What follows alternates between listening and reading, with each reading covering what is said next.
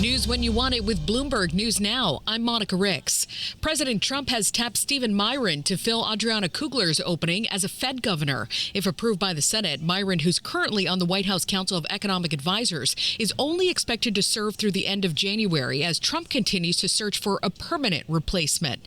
Now, earlier today, Myron was actually on the Bloomberg Balance of Power podcast talking about Fed Governor Christopher Waller, who's emerged as a top candidate to replace Jerome Powell as Fed chair. He says Waller's built up an impressive track record. He's done himself, a big credit recently as well, not succumbing to the tariff derangement syndrome that many others throughout the country, but particularly at the Fed, seem to have succumbed to.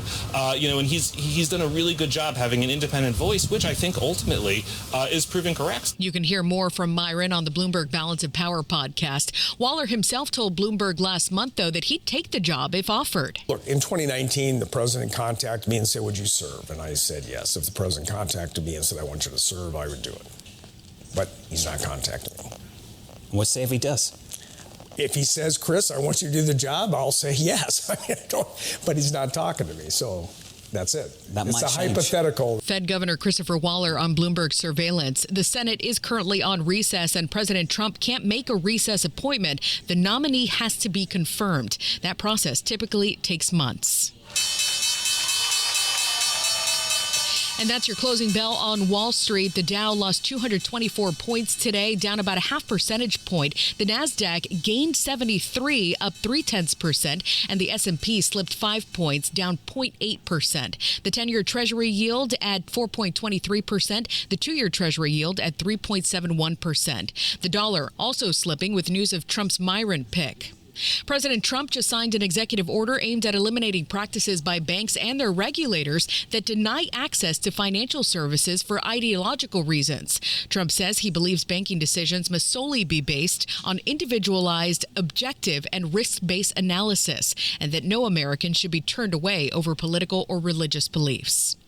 Russia's President Vladimir Putin has agreed to meet with President Trump over the next few days as the White House pushes for a peace deal with Ukraine. We get more on that from Bloomberg's Rosalind Matheson. We don't know exactly where, we don't know exactly when, but the messaging and all of that is they don't want to have a three-way meeting. What they want is Vladimir Putin to sit down with Donald Trump and essentially hash out perhaps some parameters for a ceasefire or something beyond that without the Ukrainian president in the room. And then perhaps it can be a three-way meeting down the track. Bloomberg's Rosalind Matheson reporting this suggests Putin could discuss territories and possible land grabs with Trump, which Ukraine's President Zelensky has said would never be part of a peace deal. Shares of Intel are now down 3% in post-market trading following President Trump's call for Intel's new CEO to resign. He posted on True Social this morning, the president saying Lip-Bu Tan is highly conflicted and must resign immediately.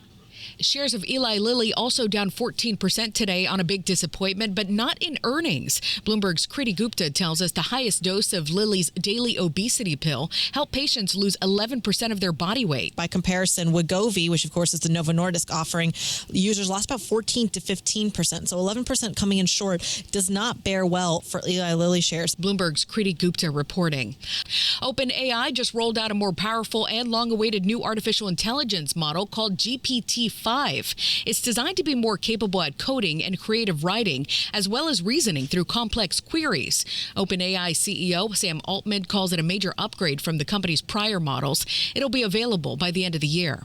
And that's news when you want it with Bloomberg News Now. I'm Monica Rix, and this is Bloomberg.